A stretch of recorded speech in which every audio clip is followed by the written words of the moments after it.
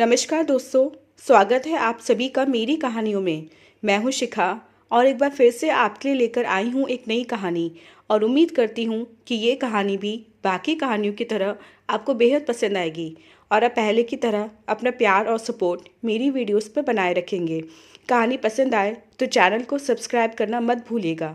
तो चलिए अपनी आज की कहानी शुरू करते हैं। लाजो आज घर से भूखे पेट ही काम पर निकली थी। कल शाम बंगलो से मिले बचे कुचे भोजन को उसने सुबह बच्चों की थाली में डाल दिया था। बच्चे कुछ ज़्यादा ही भूखे थे। जरा देर में थाली सफाचट हो गई थी।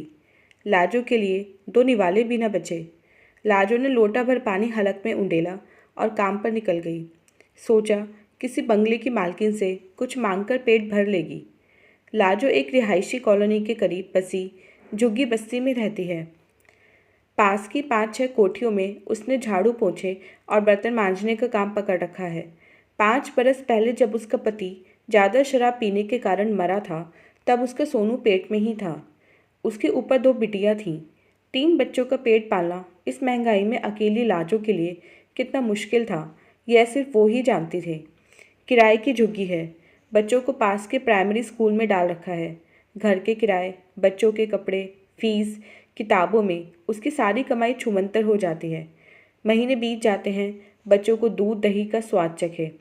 घर में खाना कभी कभी ही बनता है। सच पूछो तो बंगलों से मिलने वाली झूठन पर ही उसका परिवार पल रहा है।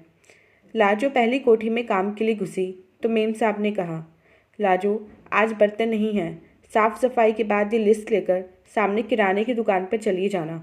ये सारा सामान ले आना। साहब बताकर गए हैं, आज से नवरात्र हैं, सारा उपवास का सामान है, हाथ अच्छी तरह धोकर जाना।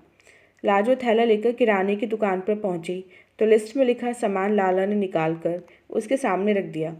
प्लास्टिक की थैलियों में भरे मखाने, छुआरे, राजगिरी, सूखे मेवे, आलू और अरारोट के चिप्स, पापड़, देसी घी के डब्बे और न जाने क्या क्या, जिनके बारे में लाजो ने न कभी सुना था और न ही देखा था।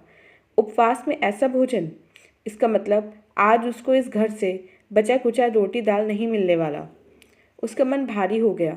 बच्चों के भूखे चेहरे आंखों के सामने नाचने लगे। उसके बाद के 2 घरों में भी व्रत पूजा के कारण लाजो को रोटी नहीं मिली। बस एक घर में चाय ही मिल पाई, जो उसके पेट की आग का दमन करने में असमर्थ रही। लाजो को अब ज़्यादा चिंता इस बात की होने लगी कि अगर किसी घर से बचा हुआ खाना ना मिला तो दोपहर को घर लौटकर वह बच्चों की थाली में क्या रखेगी। उसका ध्यान धोती के छोर में बंधे पैसों की ओर गया। उसने खोलकर देखा, एक 10 का नोट और 5 के 3 नोट के साथ चंद सिक्के ही थे। पूरा महीना सिर पर था, ये पैसे भी खर्च नहीं कर सकती थी। वह तेजी से चौथे बंगले की ओर चल दी। मल्होत्रा साहब की कोठी थी।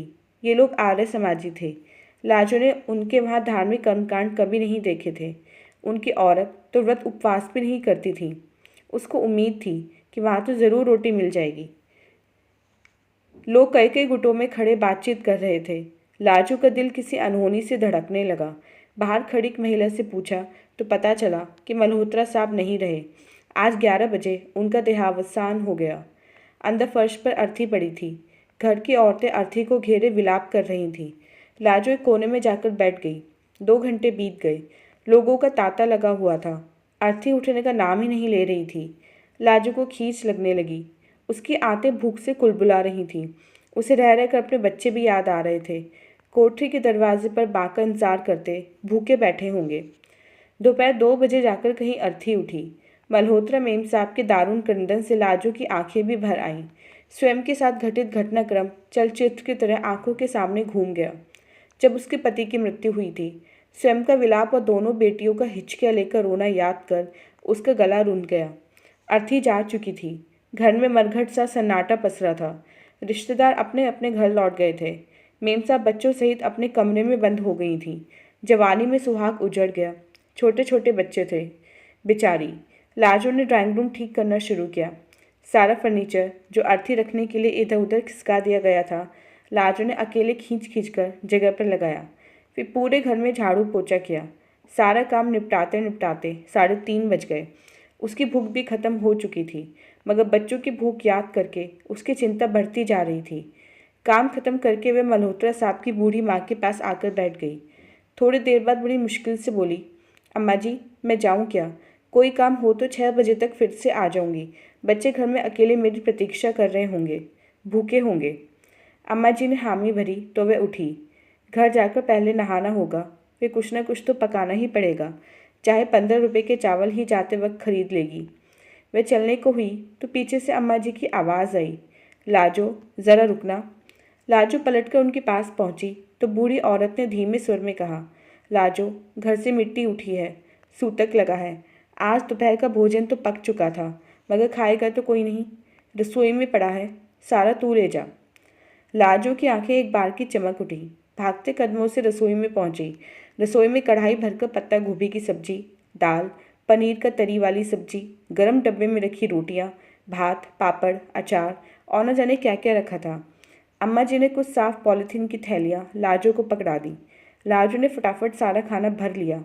वह तेजी से दरवाजे की ओर बढ़ी कि जल्दी जल्दी पहुंचकर बच्चों का पेट भर दे, कि अचानक उसके कदम ठिठक गए।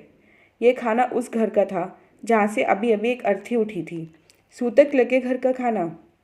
क्या यह खाना वह अपने बच्चों को खिलाएगी? कोई अपशकुन तो ना हो जाएगा? वह सुन्न खड़ी हो गई कि सूतक लगे घर का खाना लेकर जाए या ना जाए।